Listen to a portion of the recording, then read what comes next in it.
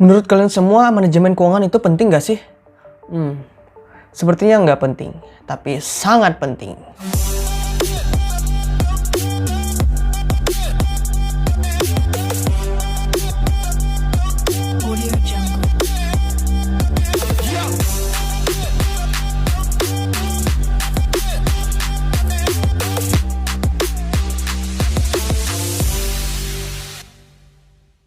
Oke guys, selamat datang di channel Investasi Waktu. Terima kasih teman-teman semuanya sudah mampir di channel ini. Channel Investasi Waktu ini bertujuan untuk agar teman-teman hadir di channel ini tidak untuk buang-buang waktu, tapi investasi waktu untuk pengetahuan baru tentang pengembangan diri dan juga tentang finansial. Ada manajemen keuangan di sini yang akan aku bagikan ke teman-teman. Nah, oke, kali ini kita berbicara masalah manajemen keuangan. Manajemen keuangan itu sangatlah penting dalam kehidupan kita. Setiap hari kita pasti mengeluarkan yang namanya uang atau money. Kita pasti menggunakan uang kita untuk membelikan sesuatu, untuk menggunakan transaksi dengan uang ini. Nah, oleh sebab itu jika kita tidak memiliki manajemen keuangan yang baik, kita akan bingung uang kita itu pergi kemana. Kita akan bingung tiba-tiba kok uang kita di dompet kita tiba-tiba habis. Padahal baru kemarin kita menarik dari ATM, naruh di dompet, tiba-tiba habis gitu aja.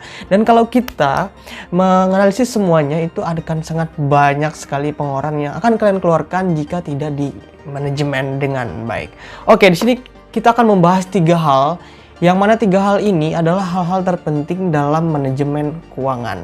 Nah, dalam video kali ini yang berjudul 3 hal penting dalam manajemen keuangan. Oke, manajemen keuangan yang pertama yang terpenting adalah budgeting. Nah, kalian harus budgeting, mengeluarkan semuanya apapun itu dalam sebuah catatan. Teman-teman semuanya harus tahu bahwa hal-hal kecil kalau dilakukan berulang-ulang itu akan menumpuk dalam 1 bulan. Dan itu akan jadi pengeluaran yang sangat tidak terduga. Dan teman-teman pasti akan terkejut jika di akhir bulan teman-teman melihat catatan keuangan itu bahwa akan ada hal-hal yang kecil itu dapat membuat teman-teman kehabisan keuangan. Nah, kehabisan keuangan seperti apa? Misalkan teman-teman suka nongkrong. Kalau gue sendiri sih sekali nongkrong itu biasanya kalau minum kopi, ngopi di kafe, biasanya menghabiskan 30 sampai 40 ribu sekali nongkrong. Nah, kalau 30-40 ribu itu kalau kita nongkrong setiap hari, hampir setiap hari lah, beberapa hari sekali, itu kalau kita hitung dalam 1 bulan itu akan membuat sangat banyak hal-hal kecil seperti itu, sedikit demi sedikit akan menjadi bukit pengeluarannya seperti itu. Karena kalau kita tidak menghitung, tidak membuat biaya budgeting ini, kita akan bingung kemana keluarnya uang kita. Kalau kita sudah membuat budgeting, kita akan lebih enak untuk mengatur keuangan kita. Misalkan bulan ini dengan menggunakan uang yang ada, kamu beli kebutuhan kamu terlebih dahulu. Kebutuhan apa aja seperti beras, bahan makanan mentah lainnya, sayur, daging, tempe, tahu, dan lain-lain. Itu adalah hal-hal yang sangat dibeli dalam awal bulan. Nah, dengan budgeting, teman-teman akan tahu nih ke depan mau beli apa. Ke depan dengan uang segini, teman-teman sudah tahu akan tersisa berapa dan akan habis berapa. Meskipun teman-teman ada sedikit, tidak semuanya ya, dalam 100% kita membuat sebuah budgeting itu tidak semuanya 100% sesuai dengan apa yang kita buat. Tapi setidaknya tidak terlalu jauh melenceng dari apa yang kalian perhitungkan. Karena akan ada selalu dana darurat untuk menghadapi segala macam sesuatu yang tidak terduga-duga. Misalkan teman-teman harus bayar ini, bayar itu, beli buku yang disuruh oleh pekerjaan ataupun studi teman-teman semuanya. Tapi semua itu akan dapat teratasi jika teman-teman membuat sebuah budgeting atau anggaran dalam bulanan. Nah, manajemen keuangan yang 2 yang terpenting adalah investasi dan menabung.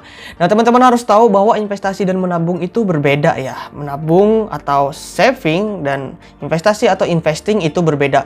Kalau menabung ini biasanya digunakan untuk jangka pendek atau menengah. Sedangkan untuk investasi itu jangka menengah sampai jangka panjang. Karena apa? Karena investasi ini adalah sesuatu yang bertumbuh. Seperti kita menanam sebuah pohon dan itu akan bertumbuh dalam waktu yang akan panjang. Dan kita akan memetik hasilnya beberapa tahun ke depan dalam jangka yang menengah sampai panjang.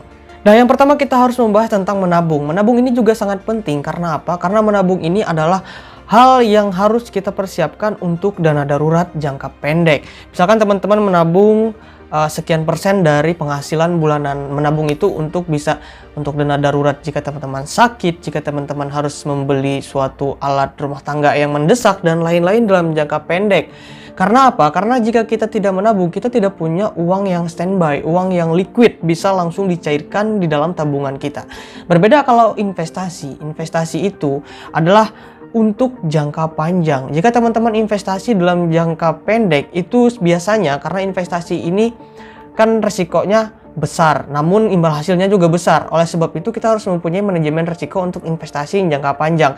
Nah, jika sekarang kita investasi misalkan di emas atau saham, itu lebih bagusnya jika di saham teman-teman harus beli perusahaan yang bisa dikatakan blue chip, perusahaan yang bagus untuk jangka panjang ke depannya. Karena jika teman-teman naruh uang sekarang, kalau dalam jangka pendek langsung diambil, itu tidak akan terasa keuntungan dari investasi itu. Malah jika harga sahamnya turun, teman-teman akan rugi. Jika untuk jangka panjang, biasanya kalau perusahaan itu memang baik, maka harga saham perusahaan itu akan terus naik. Seperti yang kalian lihat di Bursa Efek Indonesia, di indeks harga saham gabungan, itu setiap tahunnya akan ada kenaikan yang bagus signifikan untuk perusahaan-perusahaan yang memang bagus dari laporan keuangannya untuk jangka panjang. Oh ya, buat teman-teman yang masih bingung untuk investasi itu kalau aku sendiri sih bisa saranin ada 2 instrumen investasi yang bisa kita gunakan, yang emas dan saham. Jika ingin nabung emas, kalau aku boleh kasih saran, teman-teman boleh nabung investasi emas itu di Pegadaian. Karena aku sendiri sudah praktek di Pegadaian. Itu cukup dengan uang Rp100.000 sudah bisa membuka rekening emas. Dan kemudian nabung investasi emas itu bisa dengan 0,01 gram. 0,01 gram. Jika harga emasnya 1 gram 1 juta, jadi teman-teman bisa untuk menabung 0,01 gram itu sama dengan Rp10.000. Nah, sudah bisa tuh nabung investasi emas.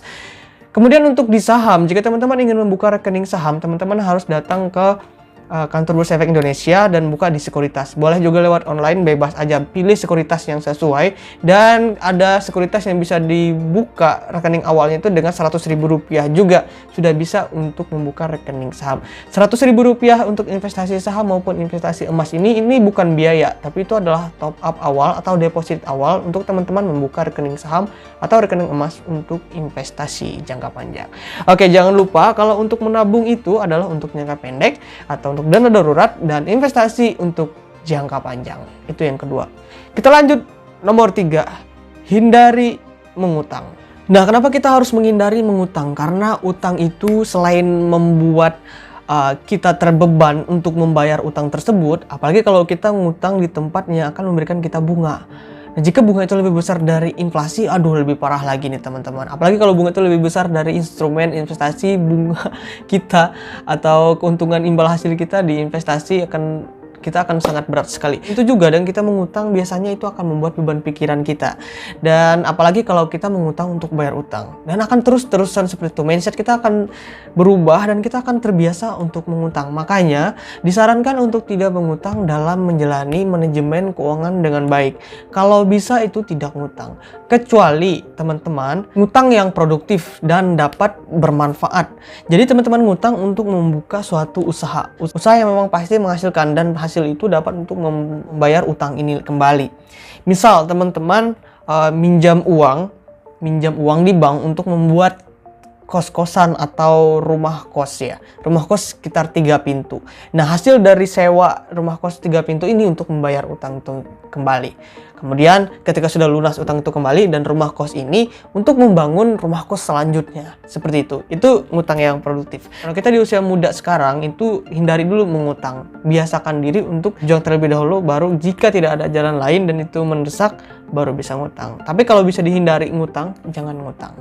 Nah, itu tadi teman-teman 3 hal yang penting dalam manajemen keuangan. Sebenarnya manajemen keuangan itu ada sangat banyak sekali caranya, ada sangat banyak sekali yang harus kita pahami. Tapi dari 3 komponen ini juga sudah cukup untuk dasar kita untuk dapat melindungi keuangan kita, untuk manajemen keuangan kita dengan baik. Yang pertama, budgeting. Catat semua pengeluaran, catat semua anggaran dalam bulanan teman-teman semuanya agar dapat terkendali pengeluaran keuangan teman-teman setiap bulannya, dan itu harus dicatat. Yang kedua, investasi dan menabung. Investasi itu adalah untuk jangka panjang, dan menabung itu biasanya untuk jangka pendek. Investasi itu mempunyai risiko yang sangat besar tapi memiliki imbal hasil yang sangat besar. Menabung itu memiliki imbal hasil yang sedikit dan risikonya juga sedikit. Ada kekurangan, ada kelebihan dari investasi dan menabung. Yang terakhir, usahakan untuk tidak mengutang atau meminjam uang. Nah, ketiga hal ini boleh teman-teman terapkan, boleh teman-teman pelajari lagi lebih dalam lagi. Karena apa? Karena kita memang untuk menghadapi segala situasi dalam pencatatan keuangan, kita harus melek finansial. Ada sangat banyak sekali buku-buku ataupun artikel-artikel yang mengajarkan kita tentang manajemen keuangan. Dan salah satu buku finansial yang paling aku suka itu yang ditulis oleh Robert T. Kiyosaki berjudul Cash Flow Quadrant. Bentar, gue punya buku. Oh, ini. Nah, ini dia. Ini mirror ya. Ini adalah buku yang mengubah cara berpikir aku. Dan dalam buku ini diceritakan bahwa perbedaan aset dan liabilitas itu sangat penting untuk diketahui. Aset adalah segala sesuatu yang memasukkan uang ke dalam dompet kita, sedangkan liabilitas adalah segala sesuatu yang mengeluarkan uang dari dalam dompet kita. Oke teman-teman, terima kasih semuanya sudah menonton video kali ini. Jika teman-teman suka dan mau mensupport channel ini, jangan lupa like, komen, dan subscribe ya, agar aku sendiri dapat lebih semangat lagi untuk memproduksi video dan berbagi hal-hal yang menarik dan juga penting, juga membangun untuk teman-teman semuanya. Dan tolong juga boleh berikan saran yang membangun untuk channel ini, karena tujuan channel ini juga untuk hal-hal yang positif. Terima kasih sekali lagi buat teman-teman yang sudah menonton, dan sampai jumpa di video selanjutnya. Thank you.